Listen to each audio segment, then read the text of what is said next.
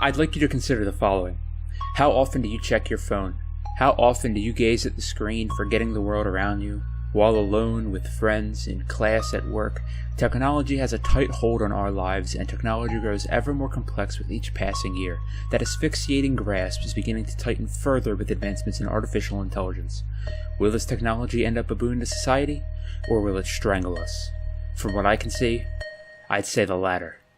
In my own experience, I'd say that more often than not, people are slaves to their phones, slaves to technology, which has had me wondering, will an increase in the production and use of AI in our daily lives affect us in the same negative ways that are linked to phones and social media use in current society? I would think so. I see it every day with our current technology. Every day when in public gatherings, I sit while those around me have their eyes locked to their screens, each in their own little world. With people losing themselves to such a simple technology, wouldn't a more comparatively complex technology like AI warp our sense of reality further? But I am merely a spectator to these events, and for more crucial evidence, we can look to the experts on the subjects of psychology and technology. First, Sherry Turkle, a professor of the social study of science and technology, and has written an article relating to this subject titled, "Why These Friendly Robots Can't Be Good Friends to Our Kids." Her article is an analysis on how humans interact with robots, with her focus primarily set on the relationship of robots and children. Turkle was part of a research study that found some interesting connections between the robots and children. Quote, "Children saw the robots as sort of alive. Alive enough to have thoughts and emotions, alive enough to care about you, alive enough that their feelings for you mattered.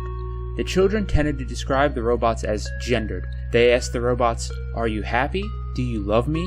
As one 11-year-old girl put it, 'It's not like a toy, because you can't teach a toy. It's like something that's part of you, you know? Something you love, kind of like another person, like a baby.'" End quote. I found this to be somewhat disturbing. The children saw these robots not as toys, but as something you can love like another person. But it's not a person, it's a lifeless computer that was programmed to act human. It cannot love you, or hold any other emotion for that matter. Turkle mentions something similar to this as well in another example. Quote, "Recently, I opened my MIT email and found a call for subjects for a study involving sociable robots that will engage children in conversations to elicit empathy. What will these children be empathizing with exactly? Empathy is a capacity that allows us to put ourselves in the place of others, to know what they are feeling.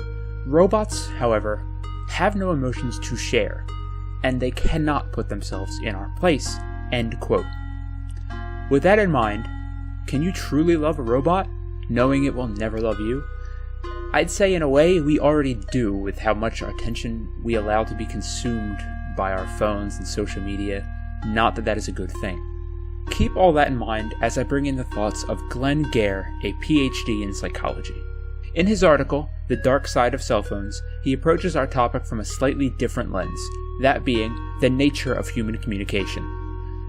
As you can see in Gare's chart, human communication wasn't always as it is now. In the past, humans had much smaller, closer-knit communities with lots of face-to-face communication.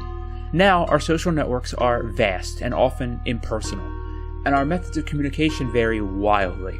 But what's most important for us is the degree of anonymity, which, as you can imagine, it is quite easy nowadays for anonymous communication, something that has never been the case for the rest of history. But what effects does this have on our societies? Gare explains this too with a concept called disindividuated behavior. Quote, "Disindividuated behavior is essentially behavior that takes place under conditions when one's individual identity is diminished. Being in a large group, using a pseudonym, hiding behind a mask, there are all kinds of ways that one's identity might be downplayed or even fully concealed under modern conditions." End quote. When your sense of individuality is gone, it lets out the worst in humans. When in this state, humans tend to be far more hostile and antisocial than they would be under normal circumstances. But how does this tie to the concept of AI? If we have established that our anonymous communications breed antisocial behavior, that since we do not feel as an individual, a human, when we are using our current technology, what happens when you add in artificial intelligence that seems human, but we know it isn't? And what happens when you are introduced to this human-like machine at a young age, and raised with it. Would you not assume that this would spread out this behavior to other areas of your life, as once again, you are not talking face to face with humans? If we get used to this, as we have gotten used to our anonymous and hostile communications, what happens when AI becomes so lifelike that they are near indistinguishable from humans? Would we treat them as human or machine? Would our habits become so ingrained that we begin to treat everyone, human or machine, with hostility? To make matters worse, machines are already taking away the jobs of many workers in our modern world. And this problem could get even worse, according to Cami Rousseau, a writer who focuses on science and innovation. In her article, Is the Robot Psychologist the Next Big AI App?, she brings up how as time goes forward, more and more workers will lose their jobs to automation, and how there will likely be an increase in the need for psychologists as a result. Rousseau mentions how this might cause the creation of an AI psychologist app that you could work with on something as simple as your phone. But would you want to? How could you possibly receive mental help from a machine that does not have the capacity to empathize with you? If we recall the disindividualized state from before, would this not worsen this state?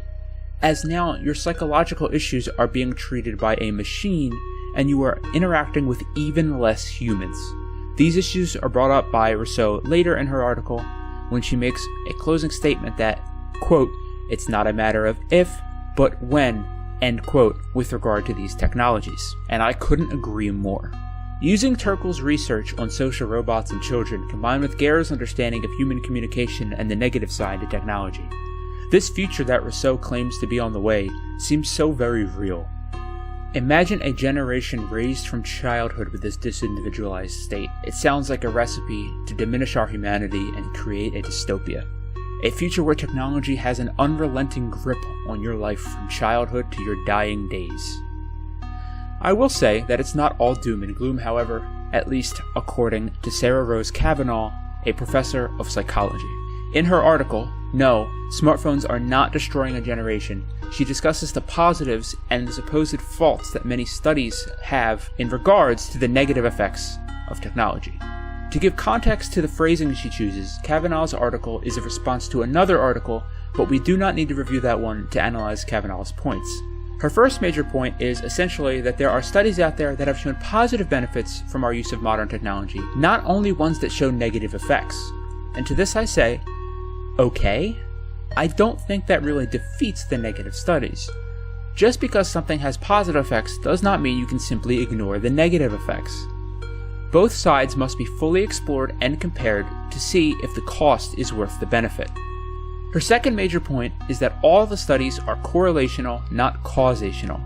And this is a perfectly fair statement. Correlation does not equal causation. And that is something that must be kept in mind when doing any kind of research. However, correlation does not mean the research has found nothing either. It simply means that more research must be done before a final answer can be given on a given subject. Her last major point is that studies on the topic tend to ignore social contexts and individual differences. To this I say, again, this is a fair point. However, once again, I must say that this does not defeat the studies either. It simply means that the research must continue on the subject. Ultimately, I think she simply wants people to do more research on this subject before proclaiming the end is nigh or any other such doomsaying. And on this, I agree wholeheartedly. The research that has been done on the subject is far from finished, but that does not mean we can simply cover our eyes and ears and act like the possibility that technology is negatively impacting our lives is not there. Because from what I have seen, you can plainly see the impact in your life already. Now that I've given you some information on this topic, I'd like you to think again about what I said at the beginning of this video. How does your phone affect your life? Is it a bane or is it a boon? And how would your life change if artificial intelligence became more prevalent? Would this add potential problems, or would it make your life easier? Perhaps both. No one can say for certain what role technology will have in our futures, or how it will change us as individuals and as a society. What I can say, however, is that it's impossible to ignore the effects that technology is already having on people's day-to-day lives.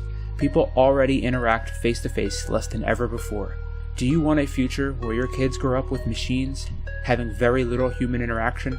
Where this lack of communication sets them into a permanently disindividualized state, and any help they will receive comes from yet more unthinking, unfeeling machines? I know I wouldn't.